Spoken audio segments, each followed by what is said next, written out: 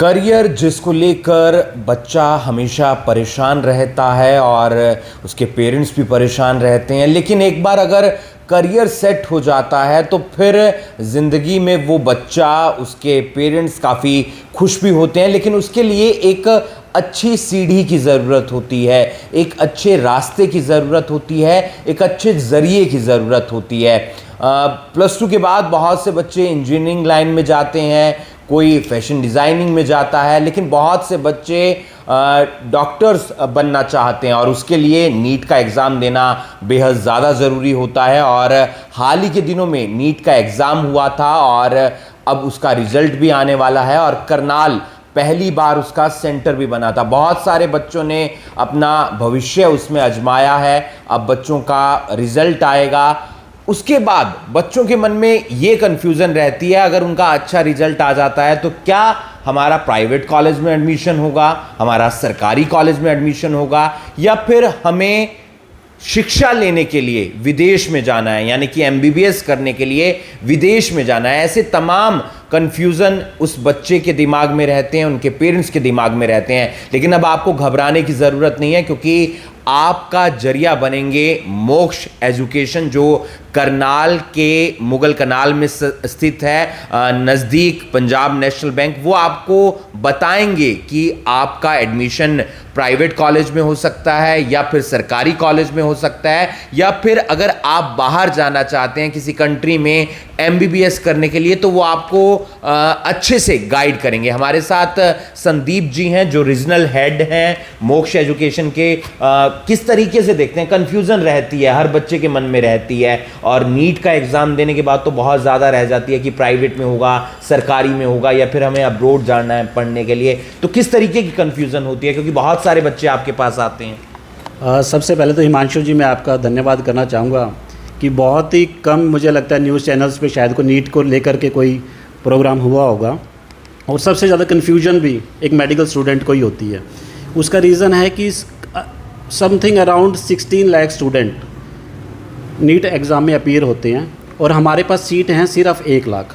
तो 16 लाख में से 1 लाख को MBBS सीट मिलने वाली है, उसके अलावा 15 लाख के लिए कुछ नहीं है। उनके पास अगर ऑप्शन है तो कुछ इंडिया से बाहर हैं या कुछ अदर कोर्सेज़ में हैं। तो ऐसे में कन्फ्यूजन होना नेचुरल है। और होता क्या है कि जैसे ही बच्चा नीट का एग्ज़ाम दे करके बाहर निकलता है, घर पे आकर के वो आंसर की से अपनी जब आंसर मैच करता है, उसके बाद सुबह से ही उसके बाद फ़ोन आने स्टार्ट हो जाते हैं। कोचिंग इंस्टीट्यूट्स वाले उसको फ़ोन करते हैं कि आप अगर स्कोर नहीं कर पा रहे हैं 600 प्लस, तो आप ड्रॉप कर लीजिए, आपका दोबारा से हम कोचिंग देंगे और दोबारा से आपको 600 वाले बैच में ले जाएंगे। और जो दूसरे कॉलेजेस वाले हैं वो कोशिश करते हैं कि आप BDS कर लीजिए, BMS कर लीजिए, या अदर कोर्सेज, नर्सिंग वर्सिंग फार्मेसी है, वो उसके लिए वो सब कहना स्टार्ट कर देते हैं। कुछ हमारे जैसे या कुछ और एजेंट्स भी मैं कहूँगा कि वो फ़ोन करते हैं कि आप अब्रॉड चले जाइए MBBS के लिए। तो स्टूडेंट इतना कंफ्यूज्ड होता है कि उसको समझ ही नहीं आ रहा होता कि उसे एक्चुअली करना क्या है। वो अपने खुद की आवाज़ भी नहीं सुन पा रहा होता उस समय। तो ये कन्फ्यूजन रहेगी उसके मन में, नेचुरल हो जाता है स्टूडेंट के लिए। दुविधा तो रहती है, लेकिन हर चीज़ का समाधान भी होता है, जाहिर सी बात है। तो इस दुविधा का क्या समाधान हो सकता है, वो किस तरीके से इस कन्फ्यूज़न को अपने दिमाग से बाहर निकालें? देखिए, मैं समझता हूँ कि स्टूडेंट को सबसे ज़्यादा अपने मन की सुननी चाहिए उस समय। उसे ये देखना चाहिए कि क्या वाकई ही मेरे अंदर वो पैशन है डॉक्टर बनने के लिए, मुझे डॉक्टर बनना चाहिए, और कितनी मैंने प्रिपरेशन की थी इसके लिए। अगर उसे लगता है कि मैं अपना 100% दे चुका हूँ और अब ये मेरी कैपेबिलिटी के अकॉर्डिंग ही मेरे स्कोर आया है, लेकिन मुझे पैशन भी है, मुझे डॉक्टर भी बनना है, तो उसे अदर ऑप्शंस के लिए जाना चाहिए।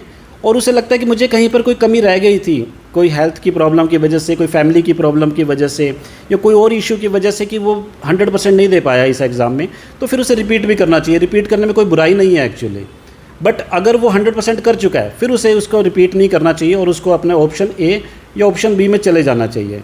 ऑप्शन A में मैं कहूँगा, अगर आप गवर्नमेंट कॉलेज में नहीं ले पा रहे हैं, तो आपके पास अगर अच्छा खासा बजट है 80 लाख प्लस का, तो आप इंडिया में एक अच्छा प्राइवेट मेडिकल कॉलेज ले सकते हैं।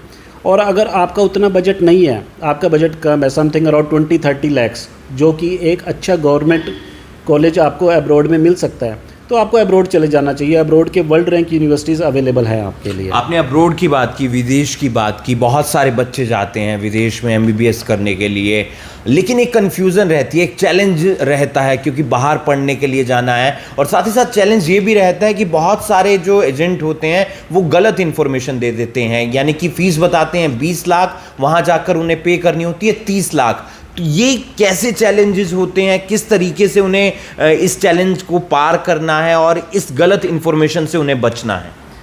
देखिए अभी क्या हो रहा है कि एक जगह जगह पर एडमिशन एजेंट्स बैठ गए हैं, और तो और अभी स्टूडेंट्स भी एडमिशन एजेंट बनते जा रहे हैं। काफ़ी ऐसी यूनिवर्सिटीज़ या कॉलेजेस हैं अब्रॉड में जो अपने स्टूडेंट्स को ही कहते हैं कि आप और स्टूडेंट लाएंगे तो हम आपको कमीशन देंगे उसका।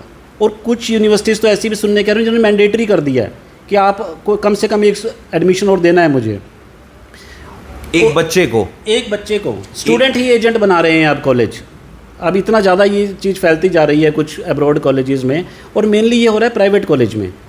और इसके साथ साथ मैं कहूँगा स्टूडेंट या पेरेंट्स भी कहीं ना कहीं रिस्पॉन्सिबल हैं। वो ब्लाइंड फेथ करना स्टार्ट कर देते हैं किसी भी एजेंट पर या किसी भी स्टूडेंट पर जो उसके अड़ोस पड़ोस में या रिश्तेदारी से पहले जा चुका है। वो उसको कहता है कि भाई मैं तुझे ले चलूँगा, तो मेरे साथ चलिए, मेरा कॉलेज दुनिया में सबसे बढ़िया कॉलेज है। वो अपनी रिसर्च नहीं करते। जब वो अपनी अगर रिसर्च करना स्टार्ट करें, मैनी ऑफिशियल वेबसाइट्स अवेलेबल हैं गवर्नमेंट की जहां पर उन्होंने दिया हुआ है कि आपको क्या क्या प्रिकॉशंस लेनी है, क्या क्या एडवाइजरीज आपके लिए हैं वहाँ पर। जैसे एक बहुत इंपॉर्टेंट वेबसाइट है www.wdoms.org। अगर एक स्टूडेंट इस पे जा कर के, जो भी उसके एजेंट ने या फ्रेंड ने उसको कॉलेज बताया, इस पे जा कर के अगर वो इसको रिसर्च करे, उसके बारे में वो कंप्लीट इन्फॉर्मेशन ले सकता है। वो देख सकता है कि भाई ये कितना पुराना है, गवर्नमेंट है या प्राइवेट है, इसके पास क्या क्या एक्रीडिएशंस हैं, ECFMG सर्टिफाइड है या नहीं है। अगर वो ये सारी रिसर्च कर ले तो वो इस फ्रॉड से आसानी से बच सकता है। फ्रॉड से तो बच सकता है, लेकिन एक दुविधा और आ जाती है जिसके कारण बच्चे डरते हैं विदेश में जाने से। वो ये होता है कि आपने एमबीबीएस कर ली, आपने 4 साल लग कर पढ़ाई की, आपकी एमबीबीएस अच्छे मार्क्स से कंप्लीट हो गई, लेकिन आप जब वापस इंडिया में आएंगे अपने परिवार के पास और यहाँ पर आप प्रैक्टिस करना चाहते हैं, तो फिर आपको एक टेस्ट देना पड़ता है। MCI स्क्रीनिंग का वो टेस्ट होता है, और उसकी जो पासिंग मार्क्स रहता है या पासिंग जो एवरेज रहती है वो बेहद कम रहती है, ऐसा देखा गया है। तो इसलिए बच्चे विदेश जाने से भी डरते हैं। ऐसा सही है? और किस तरीके से इसका हम समाधान कर सकते हैं? हिमांशु जी, आपकी बात बिल्कुल ठीक है। इसकी पासिंग परसेंटेज बहुत कम है, बट अभी लेटली क्या हो गया है कि MCI स्क्रीनिंग टेस्ट, जिसको पहले FMGE कहा जाता था, फॉरेन मेडिकल ग्रेजुएट एग्ज़ाम, उसका नाम अब नेशनल एग्जिट टेस्ट हो गया, उसे नेक्स्ट कहा जा रहा है। ये एक लाइसेंस एग्ज़ाम है जो हर मेडिकल स्टूडेंट को देना है, चाहे वो इंडिया में गवर्नमेंट या प्राइवेट से कर रहा है या वो अब्रॉड से कर रहा है। अब एक ये कॉमन टेस्ट होगा, तो उसमें वो घबराने वाली बात नहीं है। और दूसरा, मैं इसके साथ में एक चीज़ ऐड करूँगा कि इसमें एजेंट्स या दूसरे लोग क्या करते हैं, या हमारे स्टूडेंट्स खुद भी ये करते हैं, वो इस चीज़ को सीरियसली नहीं लेते। वो ये समझते हैं कि मेरा जो उनका फर्स्ट एम होता है कि मुझे एडमिशन मिल जाए, उसके बाद देख लेंगे जब भी ये एग्ज़ाम होगा ये वो। अगर वो स्टार्टिंग से ही right from the first year अगर इसकी प्रिपरेशन स्टार्ट कर दे, जो कि मोक्ष एक फ़र्स्ट ईयर से ही उनको एक कोचिंग भी प्रोवाइड कर रहा है, और हम इसके अंदर मनी बैक गारंटी देते हैं।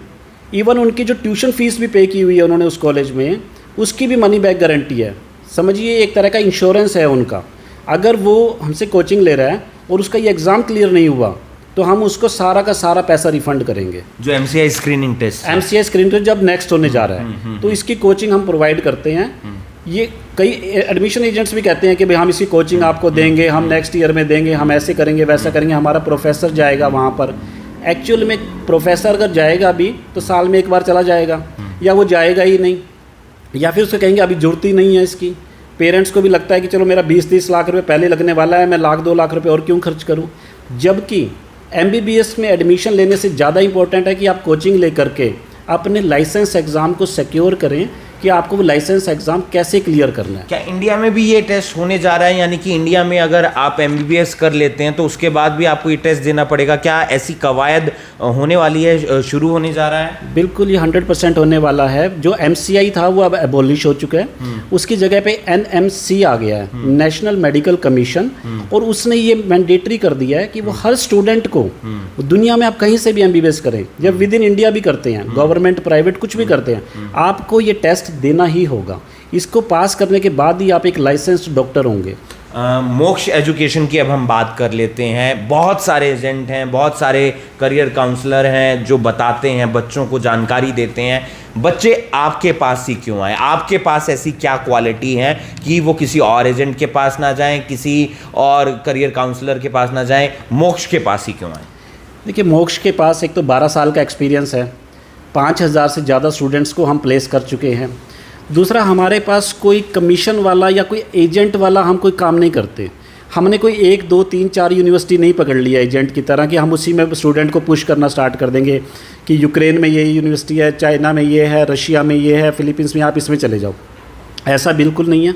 हम पूरा स्टूडेंट के प्रोफाइल को एनालाइज करते हैं, फिर उसको सजेस्ट करते हैं कि आपको किस किस यूनिवर्सिटी में जाना चाहिए।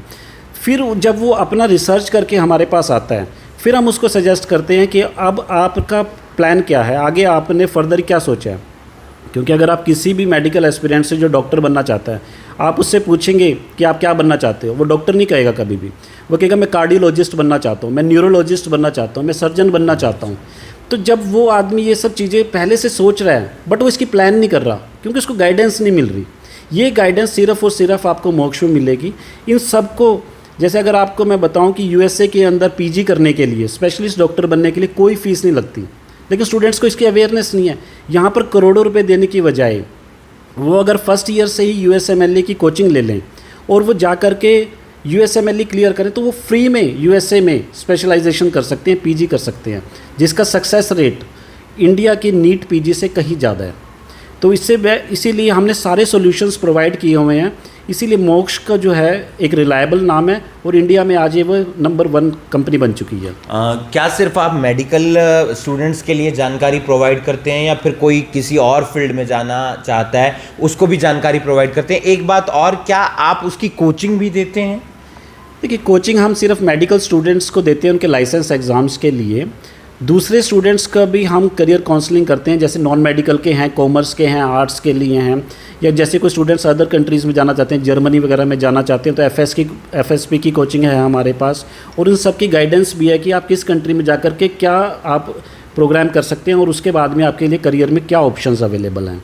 बहुत बहुत शुक्रिया संदीप जी, आपने हमसे बातचीत की। मोक्ष एजुकेशन के रीजनल हेड हैं वो, और करनाल के अंदर मुगल कनाल में नज़दीक पंजाब नेशनल बैंक के ये मोक्ष एजुकेशन का पूरा सेंटर है। ये वीडियो उन तमाम बच्चों के लिए है जो अपने करियर के बारे में सोच रहे हैं, ख़ास तौर पर मेडिकल स्टूडेंट जिन्होंने हाल ही में नीट का एग्ज़ाम दिया है, उनका रिजल्ट आने वाला है। प्राइवेट कॉलेज में आपको एडमिशन लेना है, सरकारी में लेना है, या फिर MBBS करने के लिए आपको उड़ान भरनी है। आप यहां पर आएंगे, आपके जो मन में सवाल हैं उनका आसानी से आपको यहां पर जवाब मिलेगा। इस वीडियो को आप ज़्यादा से ज़्यादा शेयर कीजिए। बड़े आसानी से, आसान तरीके से उन्होंने नीट स्टूडेंट्स के बारे में, मेडिकल स्टूडेंट्स के बारे में समझाया है कि किस तरीके से आप अब्रोड में भी जाकर MBBS कर सकते हैं। आप वापस जब आएंगे, जो आपको स्क्रीनिंग टेस्ट देना होगा लाइसेंस के लिए, वो टेस्ट आप कैसे दे सकते हैं, उसकी तैयारी कैसे कर सकते हैं।